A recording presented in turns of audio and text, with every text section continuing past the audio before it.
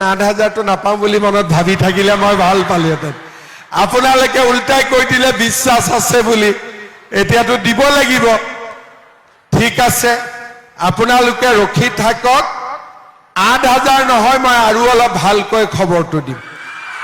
ঠিক আছে, কিন্তু এটকাও অভাৱত খৰচ নকৰিব। প্ৰত্যেকটো টকা ভাল কামত আপোনালোকে খৰচ কৰিব, হ'ব? যদি আপুনি অৰুণোদয় আঁচনিৰ বেনিফিচিয়াৰী হয় তেনেহ'লে আপোনালোকে যি 8,000 টকা দিম বুলি কৈছিল ডক্টৰ হিমন্ত বিশ্ব শৰ্মা ছাৰে, এই টকাটো আপোনালোকে 10,000 টকা পাবলৈ সক্ষম হ'ব। তো ভিডিঅ'টো আপোনালোকে শেষলৈ চাই থাকিব। ডক্টৰ হিমন্ত বিশ্ব শৰ্মা আজিয়ে ঘোষণা কৰিছে যিসকল মানুহে নতুন যিখন লিষ্ট আছে এই লিষ্টখন কেনেকৈ আপোনালোকে চেক কৰিব সেই বিষয়ে কিন্তু আজি আপোনালোকক জনাই দিম যে আপোনালোকে লিষ্টখন কেনেকৈ চেক কৰিব পাৰিব। আপোনালোকৰ যিটো গাঁও পঞ্চায়ত আছে এই গাঁও পঞ্চায়তত কিন্তু নতুন যিখন তালিকা আছে তালিকাখন মুকলি হৈ আছে, তাৰ পৰা আপোনালোকে লিষ্টখন চাব পাৰিব। তো ডক্টৰ হিমন্ত বিশ্ব শৰ্মা ছাৰে কি কৈছে সেইটো আপোনালোকে শুনক। বিনামূলীয়া চাউল পাই আছে নে নাই? কোনে কোনে বিনামূলীয়া চাউল পাই আছে হাত দাঙক। বঢ়িয়া। এতিয়া চৰকাৰে যে 100 টকাত 1 কেজি দালি, 1 কেজি চেনি, 1 কেজি নিমখ দিছে, খবৰটো আপোনালোকে পাই আছে নে নাই? কিনিছে নে নাই? কোনে কোনে কিনিছে? বাপৰে, মাজুলী আগত সব কাম আগতে কৰি দিয়ে।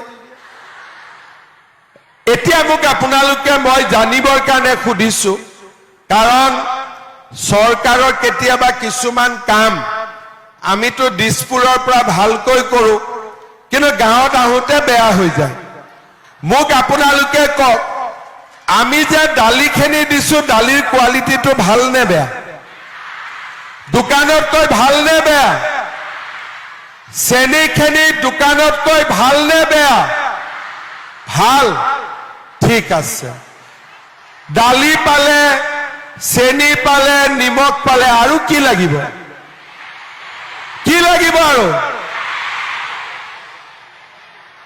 আৰু একো নালাগে নেকি আপোনালোকক? কি লাগিব আপোনালোকক? মিঠাতেল লাগিব। বাপৰে, কিমান লাগিব? আধা লিটাৰ? 1 লিটাৰ? বাপৰে, অৰুণোদয় পালে, লাখপতি বাইদেউ পালে, বিনামূলীয়া চাউল পালে, ল'ৰা ছোৱালীৰ পঢ়াৰ খৰচ পালে, 100 টকা দালি চেনি নিমখ পালে। এতিয়া আমাক কি লাগিব? মিঠাতেল লাগিব। পইচা দি লাগিব নে বিনা পইচাত লাগিব? কেনেকে লাগিব? পইচাত লাগিব নে বিনা পইচাত লাগিব? ঠিক আছে, তাৰ মানে আমি যেনেকে বিনামূলীয়াকৈ চাউল পাওঁ, দালি তেল নিমখ চেনিও যদি বিনামূলীয়াকৈ পাওঁ ভাল হ'ব, হয়নে নহয়? ভাল হ'ব নে বেয়া হ'ব? ভাল হ'ব। ঠিক আছে, কৰি দিব লাগিব নেকি? লাগিব নেকি? ঠিক আছে, তেতিয়াতো মোৰো এটা কাম কৰি দিব লাগিব। বিজেপিক ভোট দিব নে নিদিব? পাক্কা দিব? ঠিক আছে, তেতিয়াহ'লে আপোনালোক নিশ্চিত থাকক যে চৰকাৰে আপোনালোকক অহাবাৰ বিনামূলীয়াকৈ দালিও দিব, চেনিও দিব, নিমখো দিব, তেলো দিব, পাক্কা। মই যদি কিবা কওঁ মোৰ ওপৰত বিশ্বাস থাকে নে নাথাকে আপোনালোকৰ? আছে? মই আকৌ ভাল পালোহেঁতেন। 8,000 নাপাওঁ বুলি মনত ভাবি থাকিলে মই ভাল পালোহেঁতেন। আপোনালোকে উল্টাই কৈ দিলে বিশ্বাস আছে বুলি, এতিয়াতো দিব লাগিব। ঠিক আছে, আপোনালোকে ৰখি থাকক। 8,000 নহয়, মই আৰু অলপ ভালকৈ খবৰটো দিম।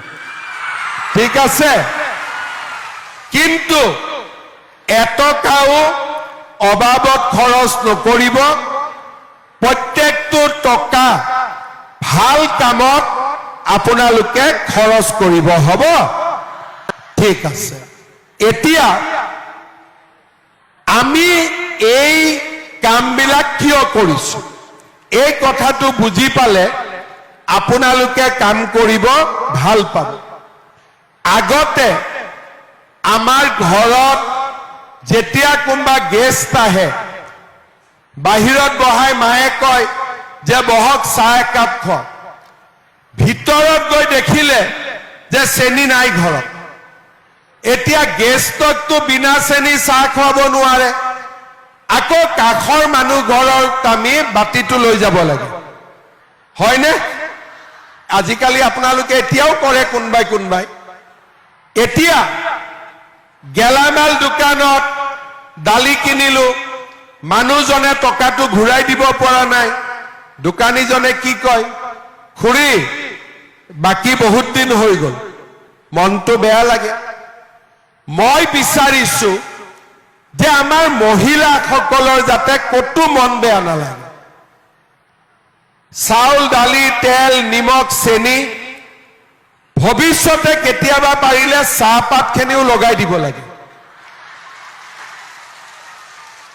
বুজি পালেনে যাতে মহিলাসকলক কোনেও বেয়াকৈ ক'ব নোৱাৰে কোনো টেনচন নাই লৰা ছোৱালীক এডমিশন দিব লাগে চৰকাৰ আছে ছোৱালীক নিযুত মইনা দি আছে এই মাহৰ পৰা নিযুত বাবুও পাব তাৰমানে লৰাবিলাকৰ পঢ়াৰ খৰচো পাব আৰু সবচে ডাঙৰ কথা যে আজিকালি লৰা ছোৱালীয়ে টকা নিদিয়াকৈ চৰকাৰী চাকৰিও আজিকালি পাব পাৰে কাকো 1 টকাও ঘোষ দিব নালাগে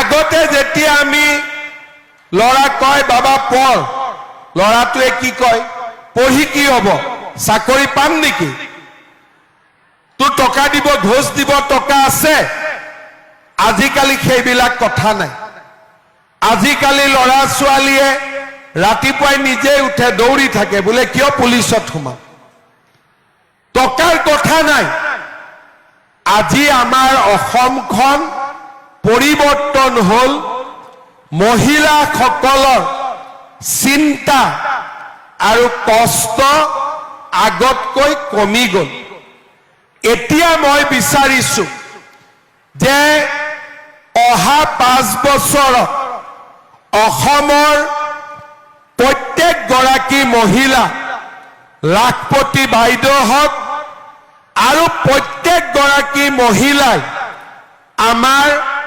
অসমৰ অৰ্থনৈতিক উন্নয়নত বৰঙণি আগবঢ়াওক আৰু মই নিশ্চিত যে আপোনালোকে সকলোৱে কৰিব পাৰিব আৰু মাজুলীত এই আঁচনিখন আমি সফল কৰিব পাৰিম 10,000 25,000 50,000 আমি 3টা টকায়ে চৰকাৰৰ পৰা আমি লব পাৰিম শ্ৰদ্ধাৰ আইমাতৃসকল আপোনালোকে অলপ দেৰি ৰখিলে কিন্তু মই মনতে ভাবি আছিলো যে মাজুলীৰ টকাটো অলপ পিছৰ ফালে দিম যাতে 2টা টকা একেলগে পাব পাৰে লাখপতিও পাব পাৰে অৰুণোদয় টকাটো একেলগে পাব পাৰে কাৰণ 2টা টকা একেলগে পালে প্লেনিংটো আপোনালোকে একেলগে কৰিব পাৰিব আজি 10,000 টকা আৰু 8,000 18,000 আৰু যিসকল মহিলাই অৰুণোদয় পোৱা নাই তেওঁলোকৰ কাৰণেও আমি অৰুণোদয় ব্যৱস্থা কৰি দিম 8,000টো পোৱাৰ আগতে মাজুলীৰ যাতে আৰু 2,000 মহিলাই অৰুণোদয় আঁচনি পাব পাৰে আপোনালোকক সকলোকে মই পুনৰ এবাৰ অভিনন্দন জনাইছো আৰু আপোনালোক সকলো আগবাঢ়ি যাওক তাকে মই কামনা কৰিছো